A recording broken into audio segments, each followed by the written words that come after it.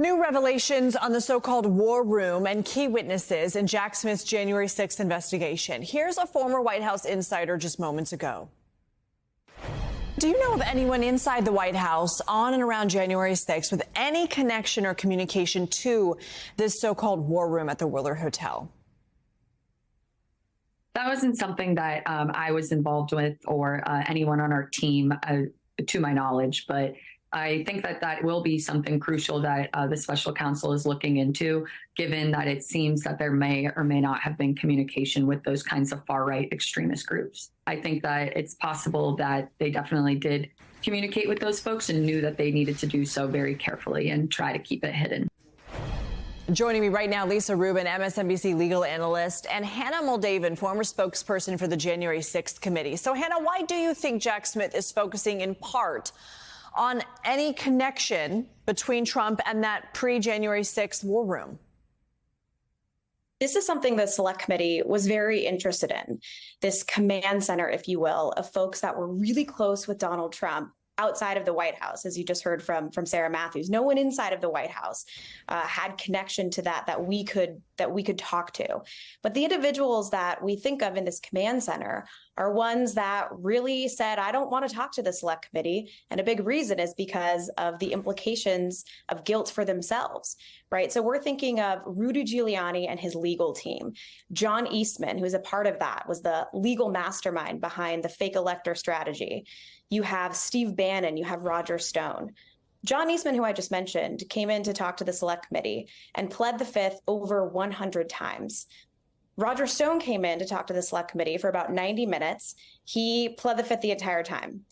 These are individuals that we wanted information from, but couldn't get it. And one thing there about the extremist groups and the connection between the two, Roger Stone, who many folks are familiar with, had a very close connection with one of the groups that was charged with seditious conspiracy, individuals that were charged, including Joshua James, who pled guilty to seditious conspiracy, who was Roger Stone's bodyguard on the day of January 6th, right? So this is a big point of connection. If you can connect Donald Trump in the White House to folks in the Willard and this command center that the Select Committee wasn't able to hear from.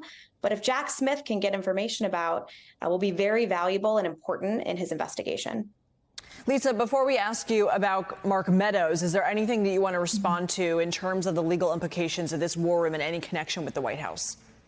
Well, actually, Lindsay, the thing I wanted to talk about was Mark Meadows and his connection to this room. We know that on July 5th and that evening, President Trump asked Mark Meadows to make calls to Roger Stone and Steve Bannon, who, as Hannah just explained, were integral characters in that war room at the Willard Hotel. In fact, according to Cassidy Hutchinson's testimony before the committee, he actually wanted to go down there and she talked him out of it.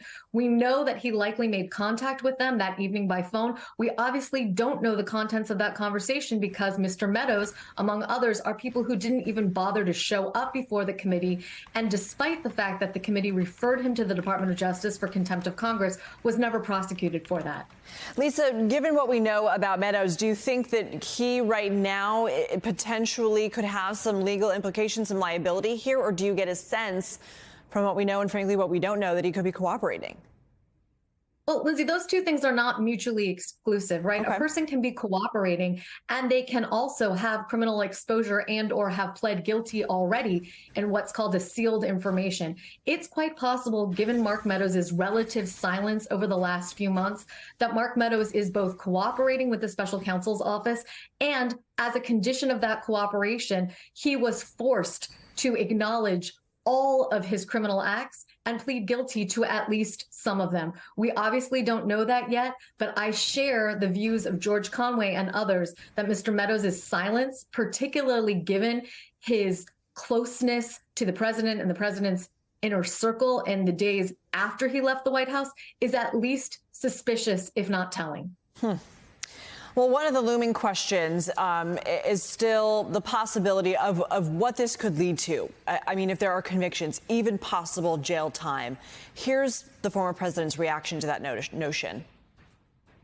That, for example, they do say Jack Smith says, OK, I'm going to put Donald Trump in jail. I think it's a very dangerous thing to even talk about because we do have a tremendously passionate group of voters. I think it would be very dangerous.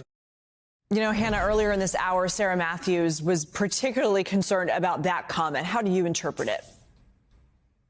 We have seen how influential Donald Trump's words are on his followers. We saw it on January 6th. If he says to do something, or if he implies something or retweets something, his followers will follow his command, right? It wasn't until he told people at the Capitol to go home on January 6th that they then said, and we have video footage of this, he told us to go home. Let's go home. So when he makes dangerous implications like this to people that follow and believe what he says, you have a dangerous situation potentially ahead of you. We saw that on January 6th. The fact that he is still doing things like this is frightening, not only for our country and the violence and safety of everyone in it, but also for our democracy.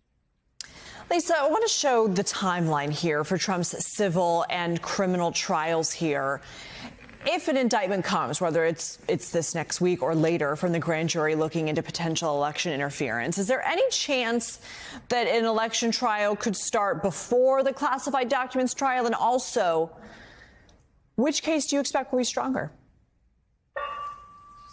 Lindsay, that's a really interesting question. And obviously, it will turn on how narrowly focused this indictment is, how direct the charges are, and what evidence Jack Smith has. One of the things that I think I and other legal analysts have been looking to see is whether the special counsel's office has developed evidence directly tying Trump to that inner circle of people who, in turn, had contact with some of the folks who executed and implemented the crime. In other words, who are the people in between the Ken Chesebros, who was the legal mastermind of the fake elector strategy, and Donald Trump? What did he say to those people? And are they willing participants here who will say anything beyond the Fifth Amendment? In terms of the stronger case, some of that is up to the Department of Justice, or rather the special counsel's office themselves. It may be that they seek a sooner trial and or signal to one or both of the judges involved that they are prepared to and want to try one of these cases sooner than the other. But that will involve the consent of two federal judges and Donald Trump as a defendant or a prospective defendant in this coming indictment will have a say in that as well. And then the wild card factor is there are obviously other cases on the calendar, as you just showed. Maybe some of those folks will show some flexibility about their cases as well. I have to be so quick here, but I want to go ahead and play a really quick bite before we go. Go ahead. If I wasn't running, if I was just sort of taking it easy, none of this would happen. These are crooked, corrupt people. It's called election interference. Hannah, in about 15 seconds, your reaction. He is still perpetuating the big lie, even though he lost the election and he knew it. The Select Committee has proven that, and I hope that we get some accountability with the special counsel.